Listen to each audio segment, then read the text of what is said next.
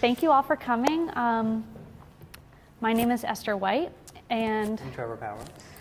And we're going to be presenting about self-publishing today, mostly from our own experience. We've done a number of projects together and also put out books independently before we met each other. And I'm an artist. I live in Northampton. I teach at ZMA's Printmaking in Florence. What else should I tell you? We're going to be talking today from the perspective of people who've published artist books, but this information I think extends further than that, and we will talk about other kinds of books too. Yeah. You say something about yourself. Yeah, well, I live in East Hampton, so not too far, like around the corner here. I studied photography and learned graphic design on my own, so combining those two into making books. Self-publishing was a way for me to get my photography out there and share it with people. So doing it cheaply just to get your work out there was really important. And then I sort of started experimenting with publishing the work of other people. And then that sort of took off to all sorts of different things. And then I met Esther. We shared a lot of the same ideas about publishing and sharing people's work and promoting other people. Yeah. Yeah. And I just want to check in, can everybody hear us at the level? Okay, yeah. And if we're not talking loud enough, maybe just like raise your hand or something so that we know that you're not getting what we're saying. Yeah. So the presentation we're going to give is not going to be too long. We're going to sort of go through our approach and our philosophy about self-publishing and show a few examples up on the projector, but then we also brought a ton of books. And so after we're done with the presentation, we want to turn on the lights and encourage you to come up and look, and we can talk about things, answer questions, and it can open up into more of a discussion because some of you probably also have experience in this area and might have things to share. Yeah, I think that we wanted it to be an open conversation about people, or with people who are interested in what we're doing, have no experience with it or have a lot of experience. I think we all have failures and successes that we can share with each other and share with you guys. Yeah. What's worked for us, what hasn't. Yeah, and while we're talking also, if you do have a question, it's fine to ask while we're doing the presentation. If it's something that we're going to get to later, we might just say, okay, we'll talk about that later. But it's okay to interrupt also. And a lot of the examples are going to be artist books, but I want to just reiterate that you can apply this to whatever your content is going to be. So just to begin, what is self-publishing? Self-publishing is publishing your own work at your own expense. Yeah. And I think that's fairly simple, but also there's a huge, why would you want to do that? Like, why would you want to spend your own? Yeah, because a lot goes into it. Like, I tried to think about, like, what are all the different steps, especially if you're, like, translating it to how is it different from getting your work published by someone else? Yeah, and what the benefits are to publishing yourself and what are the downfalls of publishing yourself. Yeah. So when we say funding, that's literally just, it could mean how do you afford the time to work on the project, because you're not getting paid while you do it. Authorship means whether it's, if it's a book of poetry, that's writing the poems, but it might be like taking photographs if you're a photographer, doing drawings, whatever the content is. Compiling other people's works too. Editing, right. Yeah. Yeah, if you're taking work from various places, that sort of compilation activity. Editing can also just has to do with the typos and the order that things go in, spell checking, all of that kind of activity. And we say like self-publishing, but we also could mean like collective publishing with other people. And we're talking about the editing. That's always good to have another editor or another set of eyes looking at your work. Yes. Yeah. So that self-publishing, the self part of the word is a little bit of a misnomer, because the work that we do together collaboratively it's still self-publishing. There's no term in the English language that really like describes the collaborative Yeah, effort. self as in spending your own time and money. Yeah. And something that I think people often forget is the distribution piece. We're going to talk more about that, but basically just how do you get it, once you've made it, how do you get it into people's hands? That's what we mean by distribution. And so that's a lot of stuff. That's like a lot of work. And why would you do it? What's the point? Why not just make a blog Yeah, or why, a website? Right. or whatever. And I think as an artist, it's an easy answer. It's because we want to make an object and want to have control over our readers' experience of our work in as much as you can. And that's really different from something that's on the internet. Something that's online can be read on any different kind of device. It's going to look different depending on who's looking at it. It's going to feel different, and it's just going to have a different presence in the world and how people interact with it. I think is a huge thing. And a lot of things that you might want to self-publish, it might be sort of a historical document, or it might be something that you want to exist for a really long time. And that's another reason to make a physical object. Yeah, and also like why doing it is just because either no one has done it before or you haven't done it a certain way. Like you might get into that feeling of like, oh, someone's already done this, I can't do this, it's already been done, but have you done it? And like, and if you haven't, so why shouldn't you? Right. So. Yeah. And community is another important part of it. Yeah, that's a perfect example. Yeah. So it's like in terms of, I think I see community coming into self-publishing in a number of different ways. One is that it's an activity that works really well with other people, like doing the actual publishing work is a really good way to engage with your colleagues and your friends. And you're serving the community too. And you're serving the community by making your material widely available. And I think that we're talking a lot about art, but like you said, you're making material for a community that could be like if you're part of a union and you need to get information out to other members of the union. If you're doing like political stuff, it could be art, but it also could just be strictly like informational, and that's still self-publishing. Yeah. And I think as we go through some of our examples, we're going to end up coming back to a lot of these points. So when Trevor and I work on a new project, I think that a lot of times one of the questions that we try to answer is, how does the form of the book relate to the content? I feel like the most successful book projects marry those two things together. All the decisions about the form are informed by what's inside the book. Right, and how it's going to be used. If it's going to be something that needs to withstand the weather, you have to think about that. If it's going to be something that is going to be thrown away, then you could do it cheaply or on newsprint or stuff like that. So what do we mean by form? It's like all the physical characteristics of the book.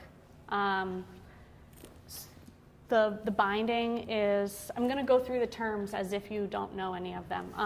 The binding is like literally like how are the pages attached to each other. So this book is perfect bound. And each different sort of form of binding has its own drawbacks and costs and how long it will last. And the material, what I mean by that is literally just like what is it made out of.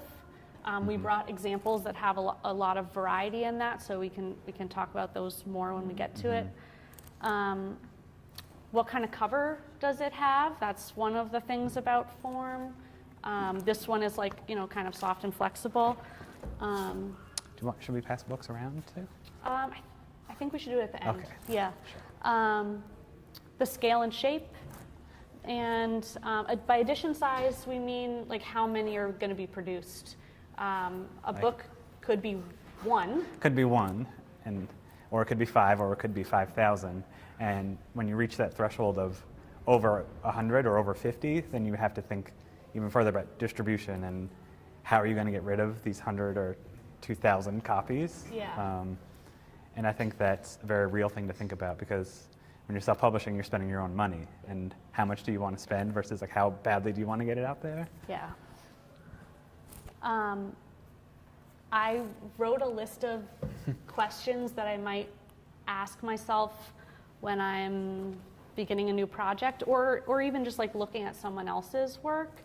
And these are like trying to get at what I mean by form and content coming Right. together. How to like really break it down to the simple things, like how easy does the book open?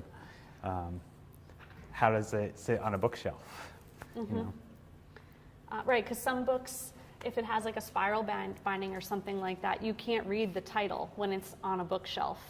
And same with zines and staple bound stuff. Yeah. You just can't see it, and if that's not a problem, then some of your questions are answered that way. Yeah. Yeah.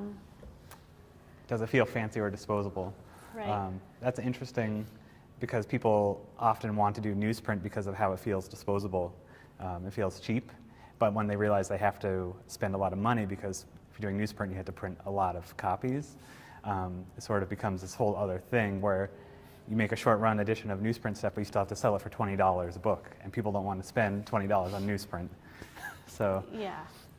it's all about how it feels too. And you could do something that looks fancy and feels fancy, but is still cheap, just by simply like choosing different paper stock.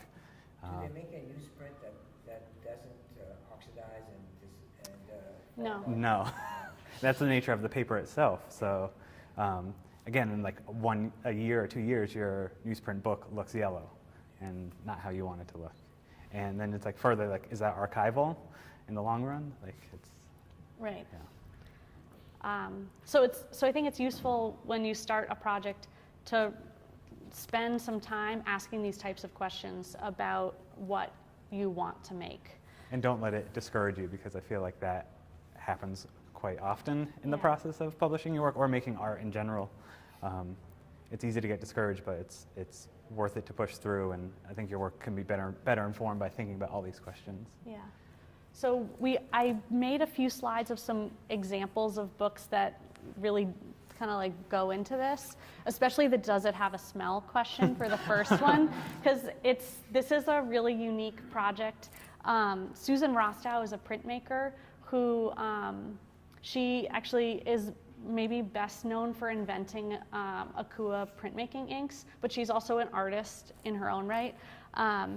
And a few years ago, she brought this work to ZMA's Printmaking. They had an exhibition of a number of her books. And it was the first time that I had ever seen a book that like had a smell on purpose. You know, books do have smells because they're made of tape and paper and glue and all those things, you know, they do have odor.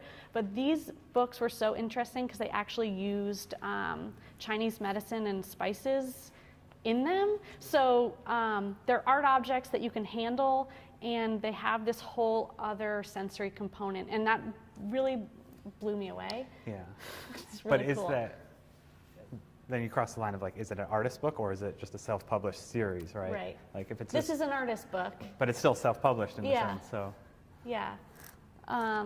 And I think just like it's a cool extreme example because I think you could still like think about that question even with a zine. These are cookbooks, and I like this example because they also really get into the question of form and content. Like a cookbook should be really like it should just like lay open on your counter Be while easy to you're open using it. and durable. too. It should stand up to that activity. And I think these examples all like tried to engage with that use case, you know, in the bindings that they chose. And how it's meant to last. It's not meant to not be used. I Right. think that books are meant to be read and shared. So thinking about how it's going to stand up to the test of time and in kitchen stuff. Right. Okay, and then this is an art piece that is another extreme example. So the artist is Dred Scott, and this is a piece that he did, I think, as part of his senior thesis when he was in art school. in 1988, and I'm going to just read his description of the piece so that you get a little bit more what's going on. The installation is comprised of a photo montage, so that's the center image. Books that they had blank pages in them. They're leather-bound journals on that little shelf up there. On a shelf, ink pens, a 3x5 American flag on the ground, and an active audience. The audience was encouraged to write responses to the question, what is the proper way to display a U.S. flag? As they did so, they had the opportunity to stand on the flag as they wrote their response. When this work has been displayed, thousands of people filled hundreds of pages with responses. Many, many of those stood on the flag as they added their comments to the work. The reason I brought this in was because it gets at this question of how easy it is to interact with something, and what it forces your reader to do. In the example of some like audience members on the side there, they're like tiptoeing and they're really uncomfortable, and they have this like ethical question posed to them before they can even engage with the piece. So it's almost performance art then.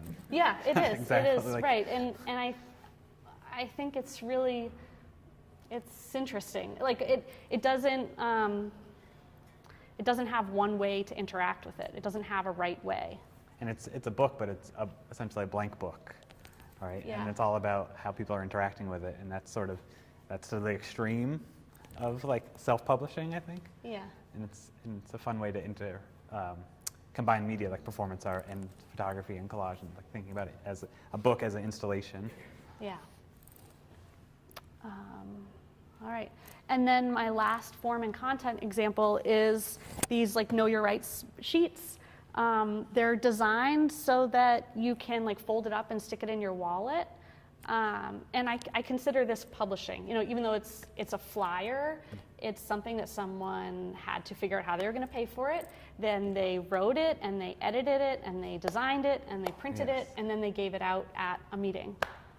Yeah, and that's like that person might not even think of themselves as an artist or a self-publisher or anything. They might just be, it might be their job in their office or whatever. So it's sort of subversive self-publishing and making people authors without even knowing it. Mm-hmm. So then we brought a couple books that do this form and content thing in interesting ways, and they're down here at the end of the stage. So when we finish doing the presentation, that's where you'll find those books.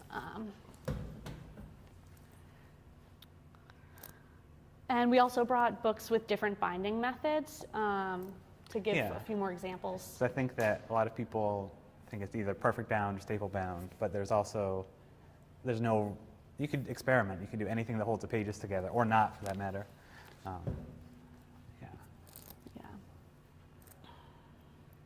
So that brings us to audience and distribution.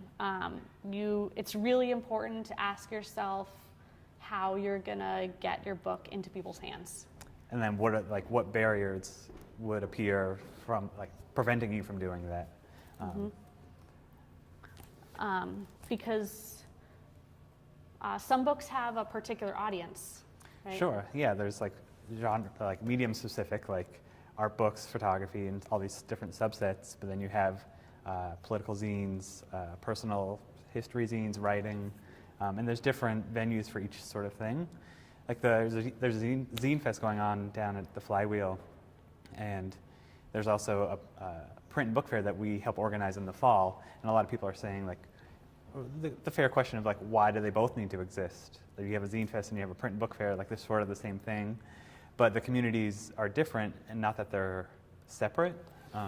There's a lot of overlap. There's a lot of overlap, whereas like a zine fair might have a lot of comics, a lot of writers. But that's not to say the print and book fair doesn't, but the print and book fair would cater more to photography, graphic design, and collage stuff. Mm-hmm. And so I made a list of like some of the ways that I could imagine that you might distribute your self-published book. And I think that My least favorite is the online marketplace. I think that people rely on that a lot. They imagine that once you set up your online store, things are just gonna like fly off the shelf. I mean, they might if you have a lot of friends and family who don't live where you live. Yeah. And it might if your publication has a lot of other artists in it, because they'll tell their friends and stuff. But generally speaking, that's some of the hardest and most disappointing. Yeah. Because you're like, I've only gotten one order and it's been 3 weeks. But then you have to think about like the lifespan of stuff on the internet is very short. Like Yeah.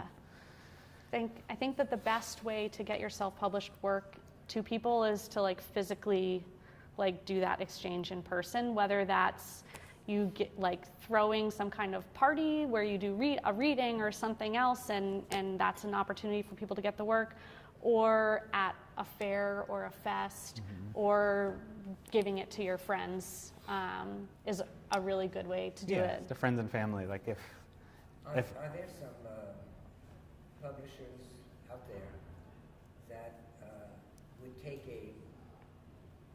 maybe a number of these books and put them into facsimile copies of the volume and put them together? That does exist, but we're not really covering that because that's not really self-publishing, right? Well, That's like I mean, they were originally okay. published. Well, in a sense, there's like people make book dummies, Yeah. and they might make 25 copies of their book, include like that has whatever photos, writing, whatever, and then they send that to publishers to see if the publishers would be interested in publishing Yeah. it. Yeah. Yeah. So in the photography world, there's a lot of first book awards. So people are encouraged to self-publish their own work and then submit it to these contests and Yeah. different publishers. And artists who have a really big following might make some self-published books and then they get picked up by a publisher and compiled and put out. Or you'll meet people at zine fairs and zine fests who say like, oh, I like this work, like I'll keep following you, and then in a year you make something new, and then you have that contact to like, I'll send them a copy of the new thing I made, and just to see. Yeah. What are zine distributors? Zine distributors are online, usually online, but they might also go to fairs and table, people who will sell zines for you. So I've never worked with one, so I don't really have much to say about it, but if it's anything similar to consignment in bookstores, I don't recommend it. Because consignment in bookstores, it takes a lot of legwork on your end. That's like something where they would say, we'll have your book, but we're not going to buy it from you and give you 50% of the sales when and if we sell it. Right. The books get lost a lot of the time. So with self-published books, that's hard unless you find a specialty store that does just zines and other self-published work. Yeah. But then, like you said, there's a lot of legwork, a lot of following up on emails, being like, has this sold, and then not hearing back from them. It's easy if the store or the distro is like within your area, so you can go to it physically. Right. But we know people who consign stuff in Chicago and Los Angeles, and it's like, it's great to have your work in those stores, but then it might not sell for a year or 2 years, and you don't see it. And You have to be comfortable with the fact that you might not see the books again, and you might not ever get the money. Also, if you're going to do consignment, I think you really have to realize that that's a possibility. yeah, but then and it's a balance of like, how badly do you want this work in this one store, or It might be worth it, like Yeah. to be basically just giving the bookstore the books. If it's a store you really want to have your work in. And that's like giving it away for free to friends and family, but also people who run galleries, run bookstores, just to like get it out there as a promotional tool in a sense. Yeah. I have a question connected to that, but also bouncing back to the form versus content Mhm. part. Because I'm thinking a lot about zines versus books, self-publishing for myself, and it sort of ties into the quality of the form matching the content. Yeah.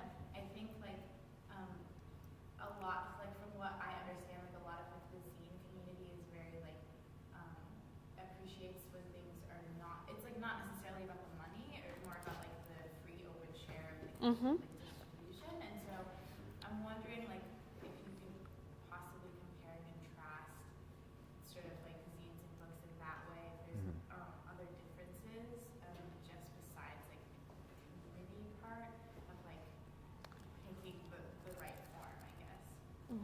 Sure. Well, I think that the divisions are very blurry between like what is a zine and what is a book or an artist book or a chapbook. Yeah, and it's like it's all about the content and the form, because then you're choosing like how are you printing it. Like I've seen black and white photocopied zines that are for sale for $20 or $30 because the person's like, this is my art.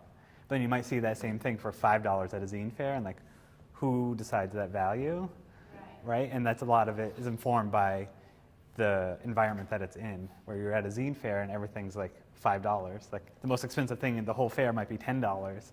Then you go to a book fair and the same thing is like 2 times as much money. And I think it's like, I think the best thing to do is to try to find a balance that you're happy with, and how to make something affordable, but also that feels more luxurious than it is, if that's what you want, I think. I don't know if that answers your question, though. Okay. Is there not a market for books that are so beautifully made with wonderful paper, or hand set?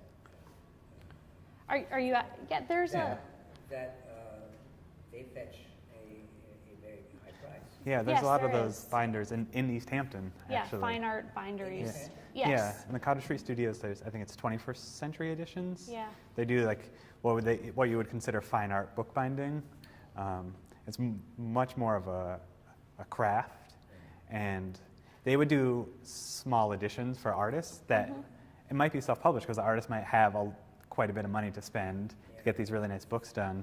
So in a sense, that's self-publishing, and I think that is only obtainable for a certain type of artists who can afford that, and therefore it's out of reach for a lot of people. Yeah, but it definitely exists. There's one in Yeah. Northampton in December. There's like a festival where a lot of local Yeah. bookbinders come, but it's more of a trade show. Like I don't think a lot of people are selling books there. It's mostly like showing the rightfully impressive work that they've been doing. Yeah. Go ahead. Are zine fairs usually, is that something you could just apply online to be a part of, or is it like invitation more so, or is it like how do you get involved with zine fairs? Yeah, most zine fairs have open applications. There's very few that are invitation only. And we're going to share a link that is for a wiki that lists We have a almost all takeaway, of them. too. And we It's have it on a printed. flyer too. So It's a new Wikipedia that started that lists all the book fairs and zine fairs all over the world, and like when the applications are due and when the fairs are. yeah. It's a really great resource, and but generally speaking, yeah, they're all like open submissions. Yeah. And I think if they're doing it, the organizers are doing it correctly, they should value people who haven't participated in zine fairs before, people who aren't from that area. Yeah. So we brought one of the examples that we brought of books that are for a particular audience are catalogs for exhibitions. I have a lot of examples of them here, so if that interests any of you, come up at the end to look at them. Because that's self-publishing, but for a very specific reason. Yeah.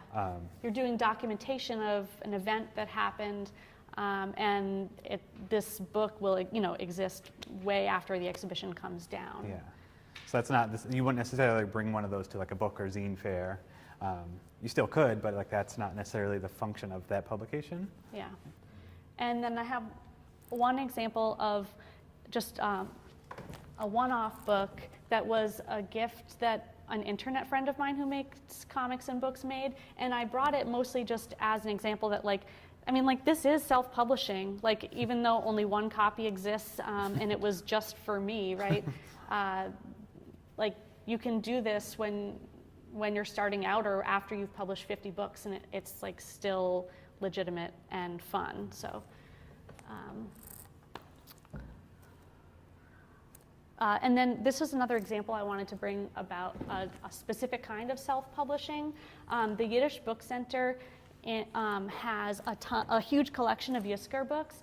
Yizkor books are books that people, memorial books that document Jewish life before World War II, and then also like firsthand accounts of the Holocaust and people's experiences as refugees afterwards. A lot of them are in Hebrew, some of them are in Yiddish, and they're usually organized like by the village that people came from. And so this is an example of a kind of book that exists because we need to document history, and most of them are self-published. So just like keep that in mind as like one of the, like a reason that you might want to engage in this kind of activity is that like we have to write our own history. And I don't know. Yeah, it serves a very specific purpose that Right. it's like, again, that goes back to like the one sheet where it's like they might not think that they're self-publishing or that they're artists or authors or whatever, but they're doing it out of necessity. And that's a, Because no one else is going to tell this story, and I think that's true for a lot of people's experiences. And this brings us to community building, which is like one of the main reasons that we're involved in this kind of activity. yeah, it's, this zine, the cover is like a perfect example of like, you know, we should be against competition because it creates a better community in general. If you find other artists who are doing similar work or other authors or other like-minded people, and you see the work, you're like, oh, I would have done that, or like I'm working on something that's just like that. Like, instead of getting frustrated, why not just reach out to them and say, I like what you're doing, I'm doing something similar, let's work together. Or just like being open to that idea of that we're not trying to compete, but we're trying to make a better world of self-publishing or getting someone's art out there. And I think that, like Esther said, that like that has a potential to bring people together to create collectives and create organized zine fairs, like where things aren't happening, like you do it together because everyone's interested in the same thing. So Yeah. instead of competing. And it's also, the other reason that we bring this up is that self-publishing can have like an in real life component to it. Like Yeah. a lot of the books that we've made together had some kind of event that they were attached to, whether it was an exhibition or a performance or a party. The book was like a way to like take that energy and like make it last. And one of the projects we did was a box set of artist books and zines with 6 artists from Massachusetts and 6 artists who live elsewhere in the U.S. That we didn't necessarily know, but we wanted a reason to talk to them and say, I like your work. Let's do something together.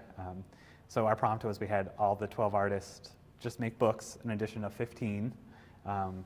We boxed up all the books and sent 1 copy to each artist, so they each got a box of these books of this thing that they participated in, and they each own like these small editioned artist books that other people made, and forming connections that wouldn't have been there otherwise, but using publishing as a way to do that. Yeah.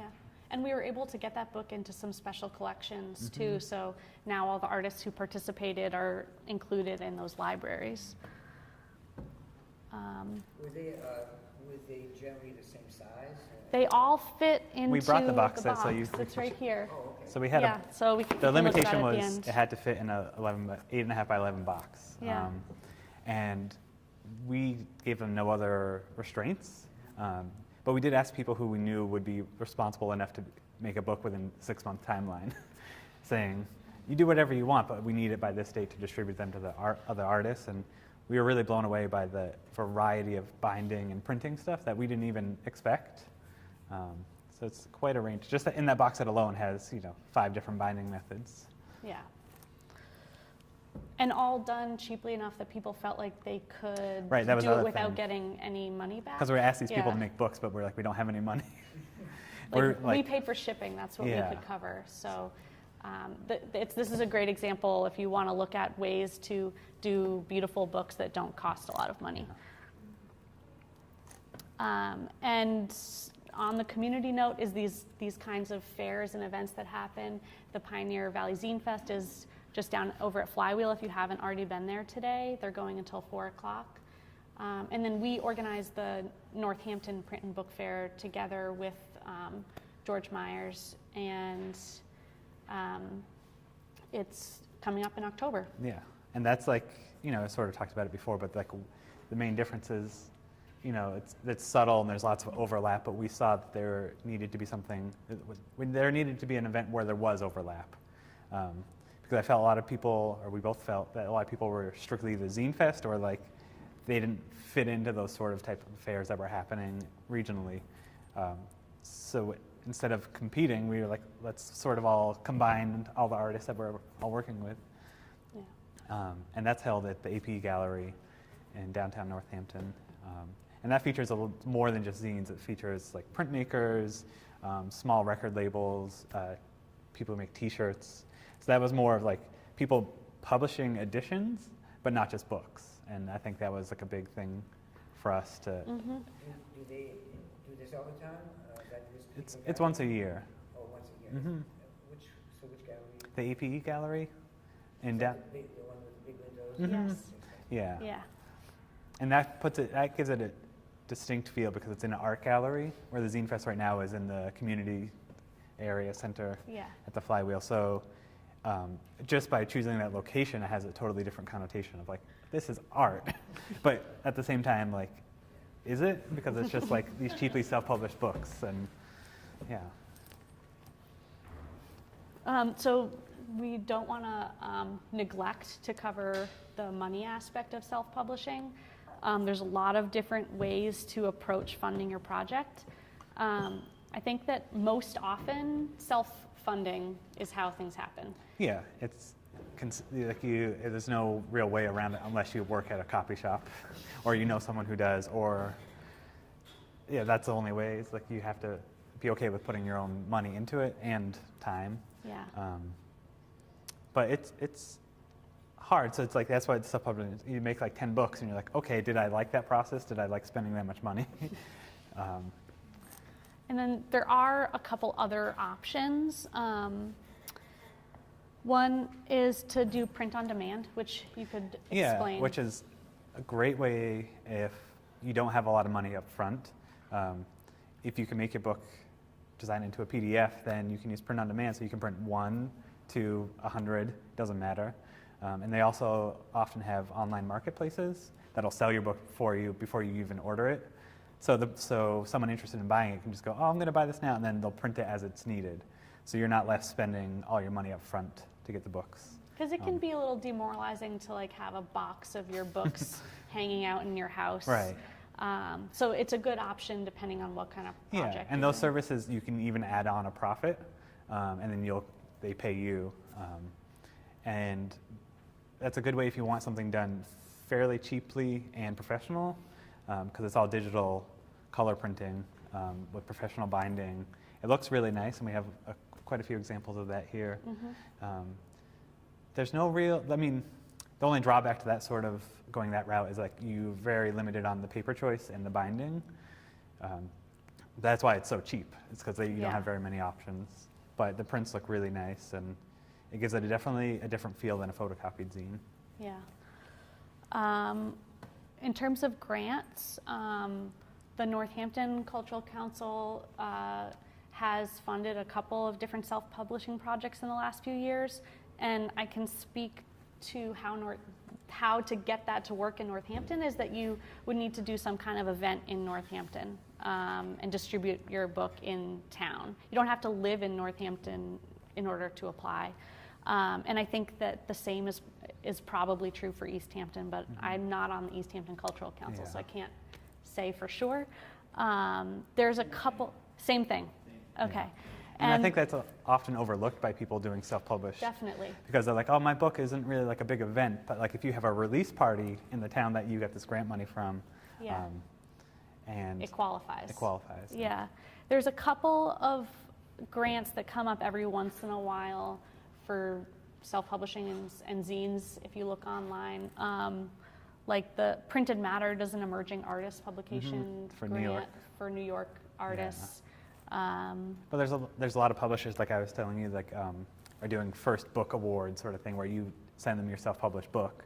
Like you front at your own cost, but if if you get selected, they give you, $10,000 towards printing the, thousands of copies of your book. Yeah.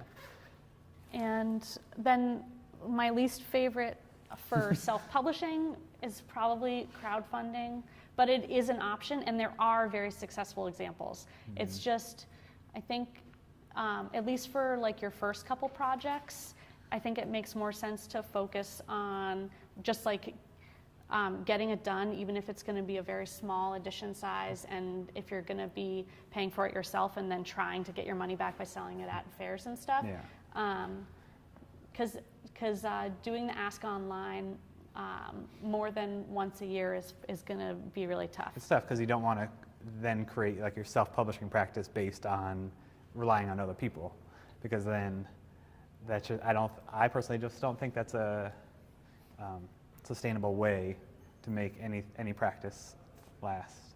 Yeah. Another thing is like talking about competition. Just like if you want to make a book, you should collaborate with someone, because then the funding is doubled essentially, right? If you each put in a certain amount of money, you can do more.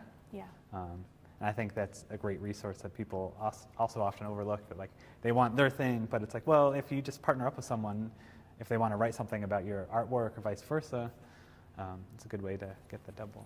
Yeah.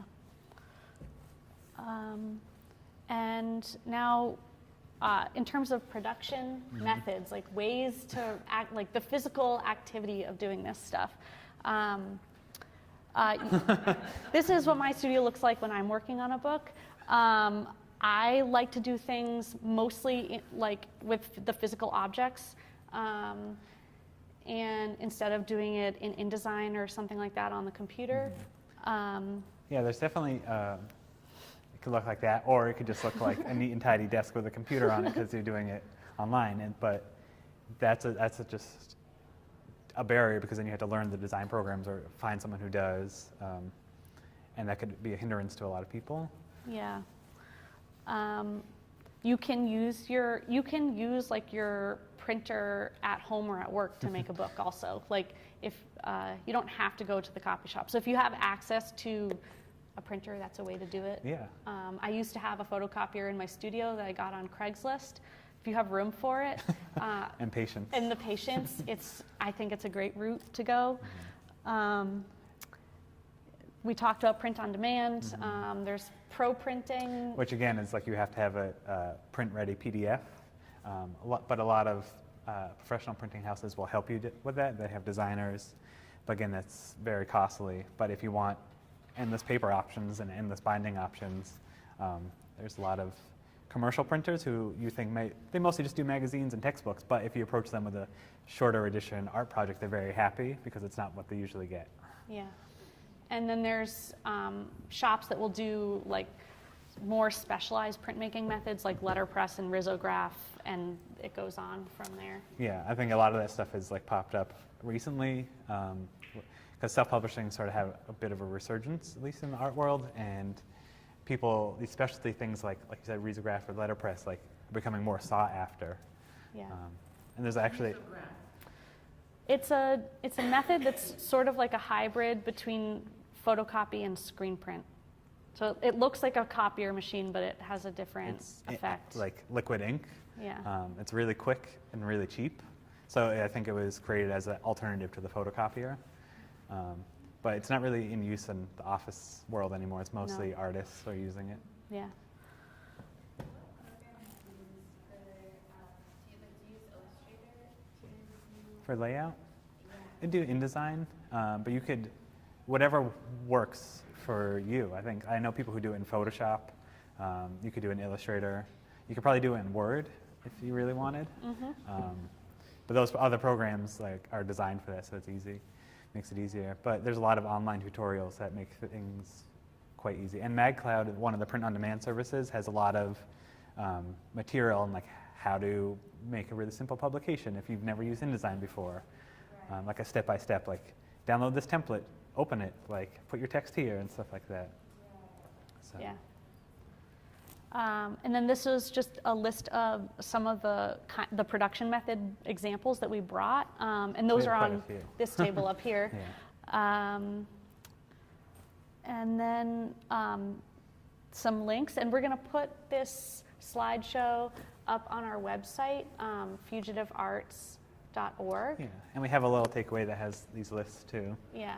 Um, And I think I'd like to kind of like break up now and let people look at books, Yeah. and we can talk and turn on the Yeah. lights. yeah, unless anyone has any dying questions right Yeah. now. All right. Well, Yeah. thanks, everybody. Let's look at some books. Yeah.